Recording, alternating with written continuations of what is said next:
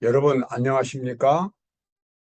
오늘은 예언에 나타난 미국, 성경에서 예언된 미국에 대한 그러한 예언을 살펴보도록 하겠습니다. 성경에는 수많은 국가들이 등장합니다. 하나님의 구속 사업에서 모두 다 연관을 가진 국가들이기 때문에 그렇습니다. 이스라엘 백성들의 주변에 있는 국가들, 암몬이나 모압이나 아라비아나 이러한 국가들이 등장하지만 세계적인 대제국들이 또 등장합니다. 바벨론, 이집트, 페르시아, 그리스, 로마, 또 유럽 국가들, 천주교회, 이러한 거대한 세력들이 성경에 예언되어 있습니다. 역시 마지막 때에도 세계적으로 큰 영향력을 끼칠 그러한 이 국가와 종교 세력이 요한계시록에는 예언되어 있습니다.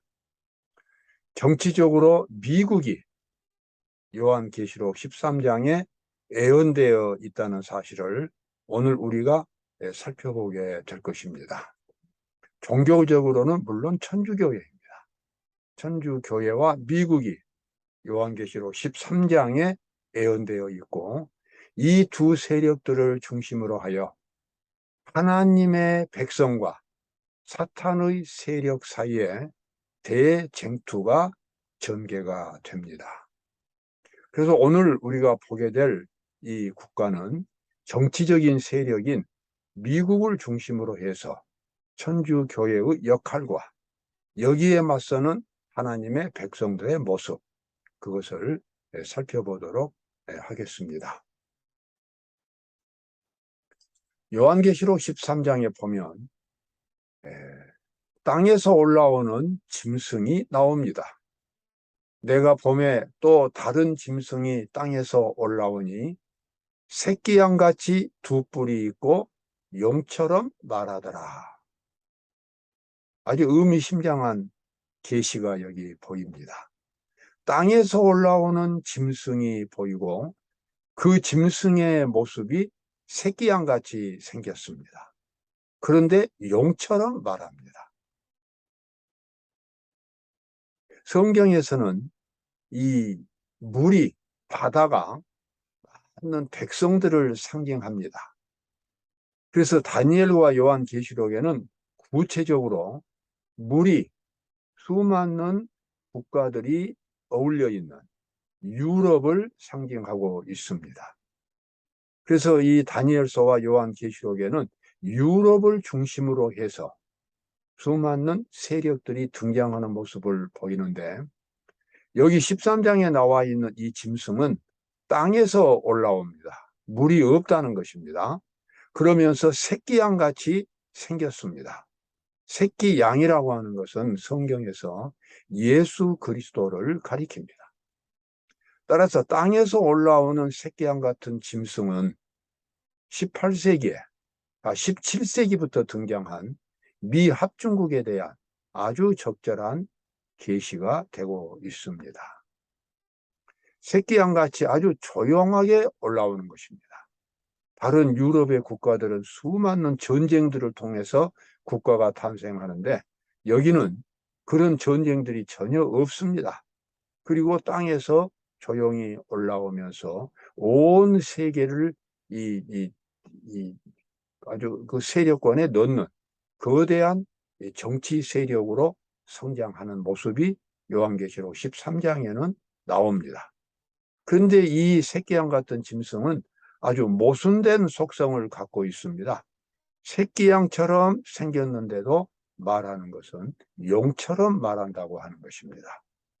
이것은 하나님과 사단 사이에서 마지막 시대 대쟁투가 미국을 중심으로 해서 전개됩니다.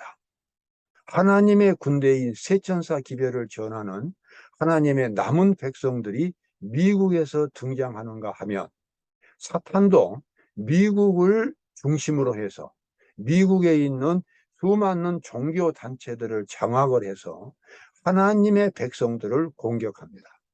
그래서 마지막 때에 아마겟돈이라고 하는 대전쟁이 미국을 중심으로 해서 전 세계적으로 전개가 되겠습니다. 미국은 마지막 시대 이 하나님과 사단 사이의 전쟁에서 아주 중대한 역할을 할 것으로 그렇게 성경에는 예언되어 있습니다. 자, 요한계시록 13장에 땅에서 올라온 짐승 그 이전에 1절부터 보면 바다에서 짐승이 나옵니다. 내가 보니 바다에서 한 짐승이 나오는데 뿔이 10이요 머리가 7이라. 내가 본 짐승은 표범과 비슷하고 그 발은 곰의 발 같고 그 입은 사자의 입 같은데, 여기 아주 가상적인 그러한 짐승이 나오지요. 바다에서 나오는데 뿔이 10이고 머리가 7개입니다. 그리고 그 입은 사자 입 같고 몸은 표범이고 발은 곰의 발입니다. 하나님께서 보여주신 아주 특별한 어떤 세력에 대한 상징이라는 것을 알 수 있습니다. 바다에서 올라왔다고 하는 것은 유럽에서 등장했다는 것이고, 여기서 뿔이 10이요 머리가 7, 이러한 짐승들은 다 다니엘서에 나와 있는 짐승들입니다. 그래서 여기 표범은 그리스를 상징하고, 곰은 페르시아를 상징하고, 사자는 바벨론을 상징하고, 뿔이 10인 짐승은 로마를 상징합니다. 자, 이와 같은 세력이 나오는데 그 다음에 보겠습니다. 여기 다니엘서 7장에 예언된 국가들이 나오죠. 사자는 신바벨론 제국을 상징했고, 곰은 메데와 페르시아, 표범은 그리스, 열불 짐승은 로마와 유럽 국가들, 그 사이에서 나오는 열불 사이에서 나오는 작은 뿔은 로마 천주교회를 아주 적절하게 상징하고 있습니다. 자, 이와 같은 이 세력들이 등장하는데 그 투쟁은 미국을 중심으로 해서 투쟁한다고 하는 것입니다. 여기 나와 있는 이 13장에 저가 모든 자, 곧 작은 자나 큰 자나 부자나 빈궁한 자나 자유한 자나 종들로 그 오른손에나 이마에 표를 받게 하고 누구든지 이 표를 가진 자 외에는 매매를 못하게 한다. 이것은 두 번째 짐승인 미국에게서 일어난 현상입니다. 미국이 종교적인 핍박을 시행한다고 하는 것입니다. 어떤 이 표를 갖게 하는데 이 표를 갖지 못하는 사람에게는 매매를 못하게 합니다. 이것은 생존권, 기본적인 삶의 기초를 무너뜨리는 그러한 정책을 미국이 시행하게 될 것이라고 하는 예언입니다. 용처럼 말하는 것입니다. 여러분, 미국은 원래 종교 자유국가로 건국이 되었습니다. 1620년에 영국의 청교도 신자들이 새로 발견된 신대륙에 건너가서 세운 국가가 미국입니다. 그들은 왕이 없고 교황이 없는 나라를 건설하기를 원했습니다. 그래서 그들은 청교도 국가를 건설했습니다. 그러나 이 청교도 국가의 미국의 이념은 오래 가지를 못했습니다. 수많은 새로운 이민자들이 몰려오고 또 그들의 자손들인 2세대, 3세대가 탄생하면서 그 선조들이 가졌던 청교도 정신은 쇠퇴하기 마련이었습니다. 그래서 미국은 청교도 국가로 건국되었지만 아주 급속하게 그 기독교적인 정신을 사실은 상실해가고 있었어요. 미국을 그래도 기독교 국가로 유지시켜 준 것은 미국에서 일어난 이 각성운동들이었습니다. 1차 각성운동, 2차 각성운동, 그 다음에 성결운동, 그 다음에 4차 각성, 3차 각성운동, 이와 같은 운동들이 일어나서 미국을 기독교 국가로 20세기까지 그것을 어느 정도 유지시켜 주었습니다. 그러나 이제 그러한 부흥운동도 일어나지 않고 미국은 갈수록 기독교 정신을 이제 잃어버리고 있습니다. 이 미국이 나중에는 첫 번째 나온 짐승인 천주교회와 연합을 이루게 되고, 미국에 있는 개신교 국가들이 천주교회와 이제 연합을 이루어서 천주교회의 권위의 상징인 일요일 휴업령, 일요일을 거룩하게 지킨다고 하는 그러한 이 청색법 블루로를 미국에서 이제 시행하게 될 것입니다. 그렇게 되면은 종교적인 핍박이 가해지게 되고, 일요일을 거룩하게 지키는 것에 대한 교리적인 거부감을 갖고 있는 사람들에게 이제 미국 정부는 핍박을 가하게 될 것입니다. 여기에 이 이마에 표를 받는다고 하는 것은 과거에도 미국에서 가끔 시행된 적이 있었던 청색법입니다. 일요일 휴업령입니다. 저가 모든 자, 곧 작은 자나 큰 자나 부자나 빈궁한 자나 자유한 자나 종들로 그 오른손에나 이마에 표를 받게 하고, 누구든지 이 표를 가진 자 외에는 매매를 못하게 하는 그와 같은 정책을 시행하게 될 것입니다. 이것은 미국으로서는 아주 불행한 결단입니다. 왜냐하면 이때부터 미국은 멸망의 길로 들어서기 때문에 그렇습니다. 단순히 이 일요일을 거룩하게 지키라고 하는 것은 어떤 국가적인 법이나 또는 어떤 종교적인 그와 같은 법에 머물지 않습니다. 하나님과 사단 사이에 전개되었던 길고도 치열한 대투쟁이 바로 하나님의 율법에 대한 것이었고, 하나님의 율법의 핵심은 십계명입니다. 그리고 십계명의 한 중앙에는 안식일을 거룩하게 지키라고 하는 하나님의 법이 거기 제정되어 있습니다.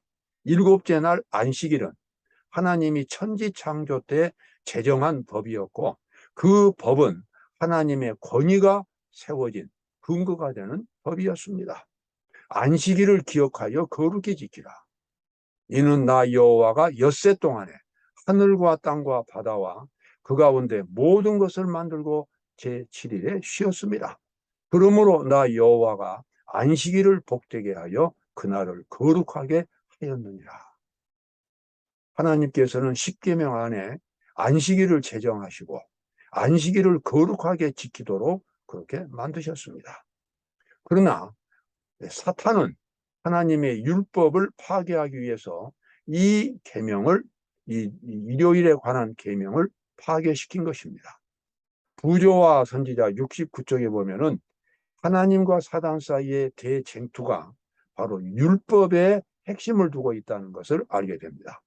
대쟁투는 최초부터 하나님의 율법에 관한 것이었다. 사탄은 하나님이 불공평하며 그분의 율법에 결함이 있고 우주의 행복을 위하여 그것을 변경해야 할 필요가 있다는 것을 증명하려고 애써왔다. 율법을 공격함으로 그는 그 율법의 제정자의 권위를 뒤집어 엎으려고 하였다. 이 세상에서 전개되고 있는 가장 치열한 전쟁은 하나님과 사단 사이의 전쟁입니다. 국가 간의 전쟁은 겉으로 나타난 표현일 뿐 근본적인 전쟁이 아닙니다. 근본적인 전쟁은 하나님과 사단 사이에 전개되고 있는 선악의 대쟁투입니다. 그래서 우리가 성경책을 읽어보면 끊임없이 전쟁 이야기가 나옵니다. 만군의 여호와란 표현, 예수님에 대한 표현도 바로 군대적인 표현입니다. 성경 어디를 봐도 전쟁이 없는 곳이 없습니다. 그것은 바로 하나님과 사탄 사이에 치열한 전쟁이 전개되고 죄인을 하나님께서 구원하시는 사업은, 구속 사업은 바로 이와 같은 전쟁 가운데서, 치열한 전쟁 가운데서 그 일들이 이루어지고 있습니다. 그리고 신자들이 구원을 받는 것도 치열한 전쟁을 통해서 구원을 받고 신앙생활을 한다는 것 자체가 악과의 투쟁을 가리킵니다. 자기 속에 있는 악의 세력을 극복하는 그와 같은 투쟁이 믿음이고 신앙입니다. 그런데 그와 같은 모든 믿음의 핵심 속에 하나님의 율법이 있다고 하는 사실을 우리는 기억해야만 하겠습니다. 여기 다니엘서 7장에 보면은 사탄이 중세 시대에 어떻게 그의 세력을 키웠는지 그 계시가 나옵니다. 또 새 왕을 복종시킬 것이며 그가 장차 말로 지극히 높으신 자를 대적하며 또 지극히 높으신 자는 하나님이죠. 하나님의 성도를 괴롭게 할 것이며 그가 또 때와 법을 변개코자 할 것입니다. 사탄은 중세 시대에 기독교를 타락시켰고 그리고 하나님의 율법을 변개시켰습니다. 하나님의 10계명을 변개시켰고 10계명 가운데서 네 번째 계명은 안식일 계명을 치워버리고 주일을 거룩하게 지키라고 하는 그 같은 법으로 바꿔버렸습니다. 사탄은 하나님의 권위가 있는 율법을 자기의 권위가 있는 율법으로 변경시켜 버린 것입니다. 그리고 이 변경의 근거에서 기독교가 가지고 있던 성경이 가지고 있던 그와 같은 예배 형식과 모든 진리들 거의 수많은 진리들을 변경시켜 버렸습니다. 이것이 기독교의 타락인 것입니다. 이러한 기독교의 타락을 다시 회복하기 위해서 일어난 운동이 종교개혁운동이었습니다. 루터나 칼빈이나 쯔잉글리 같은 사람들이 종교개혁을 일으켰고 그래서 성경에서 나타난 하나님의 진리들을 회복을 했습니다. 그러나 불행한 것은 이 종교개혁자들이 종교개혁을 완수하지를 못했습니다. 모든 천주교회가 일으킨 모든 종교적인 타락을 전부 다 그것을 한 시대에 개혁한다고 하는 것은 너무나 어렵고 벅찬 일이었습니다. 그들은 기독교 세력의 핵심이 되는 하나님의 율법과 성소, 하늘의 구속사업의 본부가 되는 성소에 관한 진리를 회복하지를 못했습니다. 우리가 그분들을 그렇다고 해서 비난할 수는 없는 것입니다. 지금으로부터 거의 500년 전에 종교개혁을 일으킨 그분들은 그 다른 교리만 이 개혁을 해도 너무나 벅차고 치열한 목숨을 건 투쟁이었기 때문입니다. 따라서 종교개혁이 완성되지 못한 것은 그분들의 책임이라기보다는 그의 후계자들의 책임이었습니다. 후계자들은 종교 선조들이 일으킨 그 종교개혁 사업을 계속해서 더 개혁으로 밀고 나갔어야 됐습니다. 그러나 그들은 그렇게 하지 못하고 멈춘 상태가 되어버렸습니다. 종교개혁을 일으킬 때에 그렇게 치열하게 투쟁했던 개신교 성도들이 이제 와가지고는 싸울 이유가 없어졌습니다. 천주교회와 개신교 사이에는 공통적인 분모가 있는 것입니다. 공통 분모. 그것은 바로 하나님의 율법을 폐기했고 하늘의 성소 진리를 파괴했다고 하는 것입니다. 개신교, 오늘날 수많은 개신교 단체들이 하나님의 율법은 폐지했다라고 가르치고 있어요. 그래서 율법이 없는 믿음으로 구원을 받는다고 가르칩니다. 여러분, 이것은 진정한 복음이 아닌 것입니다. 진정한 복음은 율법과 같은 것입니다. 믿음은 율법이 없는, 순종이 없는 믿음은 공허한 믿음인 것입니다. 사탄은 수많은 그리스도인들을 이와 같은 거짓 교리로 속이고 있습니다. 오늘날 얼마나 많은 그리스도인들이 순종이 없는, 하나님의 율법이 없는, 그래서 성결한 생활에 대한 표준이 없는, 그저 믿음만을 강조하면 하나님께서 모든 죄를 용서해 주신 것처럼 그렇게 믿고 신앙생활을 합니다. 여러분, 이것은 기만인 것입니다. 복음은 하나님의 율법을 세우기 위해서 복음이 있는 것입니다. 예수님께서 이 땅에 오신 목적도 죄인들이 하나님의 율법을 지킬 수 있는 사람이 되어서 하늘 백성의 자격을 실질적으로 얻을 수 있도록 만들어 주시는 것이 예수님의 사명이었습니다. 사탄은 이것을 왜곡시켰고 오늘날 얼마나 많은 그리스도인들이 이러한 실수 속에서 신앙생활을 하고 있는지 우리는 그 현실을 보고 있습니다. 자, 이와 같은 대쟁투에서 하나님의 율법이 이게 그 핵심이 되는데 미국의 의회가 이러한 선악간의 대쟁투를 알지 못하고 사단의 암시를 받아서 일요일을 거룩하게 지키라고 하는 법을 이제 의회에서 만드는 것입니다. 미 합중국 국민들은 은총을 받은 백성들이었다. 그러나 그들이 종교적인 자유를 제한하고 개신교주의 신앙을 포기하고 교황권을 향해 얼굴을 돌릴 때 그들의 죄악의 잔은 채워지고 그들의 죄악의 잔은 미국을 가리킵니다. 하늘에서는 국가적인 배도라는 낙인이 찍혀진다. 이 배도의 결과는 국가적인 파멸입니다. 아주 불행한 일이 이제 이때부터 미국에서 일어나기 시작하게 됩니다. 하나님의 율법을 깨뜨리고 법왕권의 제도를 강요함으로써 여기서 우리나라는 미국입니다. 의에서 스스로 완전히 분리될 것이다. 개신교가 로마의 세력과 손을 잡기 위하여 구렁을 넘어 손을 뻗게 될 때 그가 강신술은 사단의 그러한 기만이죠. 강신술과 악수하기 위하여 시면 저편으로 건너갈 때 이 삼중연합의 영향 아래 우리는 놀라운 활동의 시기가 왔다는 것과 끝이 가까웠다는 것을 알게 될 것이다. 세상은 이때부터 이제 신속하게 멸망으로 달려가게 되겠습니다. 사탄은 사람들에게, 미국에서 미국을 중심으로 일어난 일들입니다. 사탄은 사람들에게 그들의 모든 질병을 고쳐줄 수 있는 위대한 의사인 것처럼 가장하지만 질병과 재난을 가져와서 마침내 인구가 많은 도시들을 파멸과 황폐 상태로 바꿔지게 한다. 마라나다 216쪽에 나와 있는 말씀입니다. 미국은 이제 극도로 혼란 가운데 빠져들게 될 것입니다.